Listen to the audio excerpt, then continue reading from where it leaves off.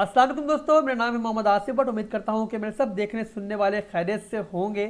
दोस्तों आज एक बहुत अच्छी सी खबर के साथ मैं आपके सामने हाजिर हूँ और वो खबर है FIA और बाइनेंस के उस इशू के बारे में जो पिछले दिनों पाकिस्तान में हाईलाइट हुआ है कि FIA ने जो है बाइनेंस को एक नोटिस जारी किया था एक स्कैम के सिलसिले में। बहुत बड़ा स्कैम था, पाकिस्तानियों के साथ हुआ था वो, और कुछ ऐप्स के थ्रू हुआ था। और जो उसका लीक निकल रहा था वो बाइनेंस पर मौजूद वॉलेट्स के ऊपर निकल रहा था, यानी कि जो पैसा लूटा गया वो बाइनेंस पर ट्रांसफर किया गया, बाइनेंस पर मौजूद वॉलेट्स के अंदर। इसीलिए FIA ने जो है कल बाइनेंस के नुमाइंदों को, जो पाकिस्तान में उनके नुमाइंदे हैं, उनको अपने ऑफिस में बुलाया था और उनसे इन्वेस्टिगेशन कल जो आने वाला दिन है उसमें होनी थी।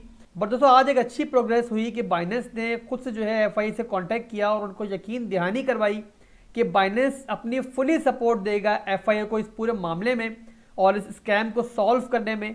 और आने वाले दिनों में ज़ाहिर है बाइनेंस के नुमाइंदे कांटेक्ट करेंगे FIA से, और हमें उम्मीद हो चली है कि पाकिस्तानियों को लूटा गया पैसा जो है वो अब वापस आ सकता है अगर बाइनेंस ने फुल सपोर्ट दी और तमाम पैसा जो बाइनेंस पर मौजूद है उसको विड्रॉ करने में और उसको रिकवर करने में FIA की हेल्प की।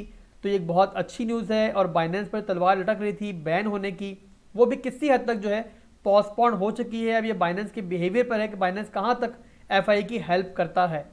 खैर दोस्तों ओवरऑल जो है ये एक अच्छी प्रोग्रेस है और इससे वो लोग काफ़ी खुश हुए होंगे, काफ़ी रिलीफ का उनको एक सांस मिला होगा कि जिन लोगों के साथ नुकसान हुआ था, जिन लोगों ने धोखा खाया था, तो वो लोग तो बहुत खुश होंगे। बट ओवरऑल जो पाकिस्तानी कम्युनिटी है, क्रिप्टो कम्युनिटी है, उन्होंने भी सुख का सांस लिया होगा।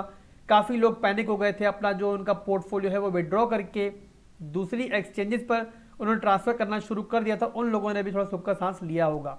अब दोस्तों ये तो हो गया बाइनेंस और FIA का एक इशू जिसके बारे में मैंने आपको बताया कि एक अच्छी प्रोग्रेस हुई तो मैंने आप तक पहुंचाई।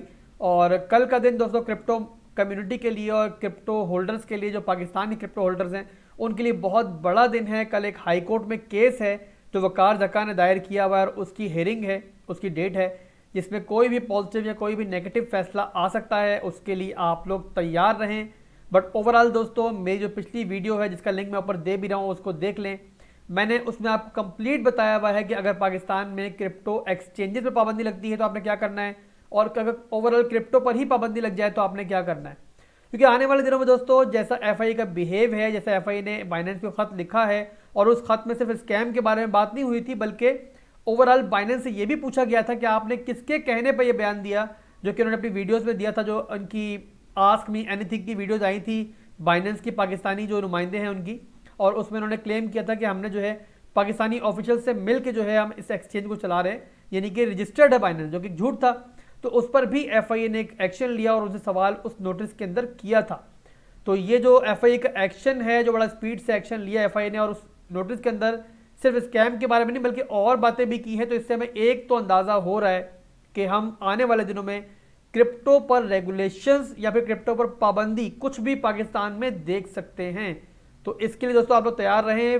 इसके अलावा दोस्तों फिलहाल जो है पाकिस्तानी कम्युनिटी को, पाकिस्तानी क्रिप्टो कम्युनिटी को पैनिक होने की ज़रूरत नहीं है। अगर कोई रेगुलेशंस वगैरह के स्टेप उठाए भी जाते हैं या कोई बड़ा स्टेप उठाया जाता है, कोई ख़तरनाक किस्म का स्टेप उठाया जाता है, जैसे कि पाबंदी क्रिप्टो पर लगाने की तैयारी स्टार्ट हो जाती है दोस्तों, तो तब भी काफ़ी टाइम लगेगा और एक लंबा पीरियड लगेगा इस पर अमल दरामद में। फौरी तौर पर ये फैसले पॉसिबल नहीं है और हमें जो है एक मौका मिलेगा किसी भी किस्म का जो सेफ स्टेप उठाने का। और इसके अलावा दोस्तों मैं आपको एक चीज़ बताना चाहूँगा कि अगर किसी से FIA कांटेक्ट भी करती है तो उसे पैनिक होने की ज़रूरत नहीं है। अगर वो किसी मनी लॉन्ड्रिंग में मुलविस नहीं है, उससे जो पैसा कमाया है वो किसी गलत वे से नहीं कमाया, उसकी वाइट मनी है, ब्लैक मनी नहीं है, तो फिर पैनिक होने की ज़रूरत नहीं है।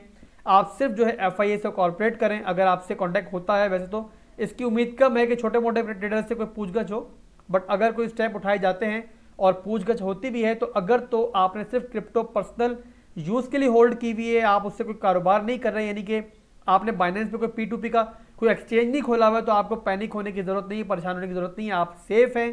तो फ्रेंड्स ये थी मेरी आज की वीडियो जिसमें मैंने आपको बाइनेंस और FIA के इशू पर भी आपको अपडेट दी और साथ साथ जो कल हमारी एक हाई कोर्ट में हेयरिंग है उसकी भी अपडेट दी।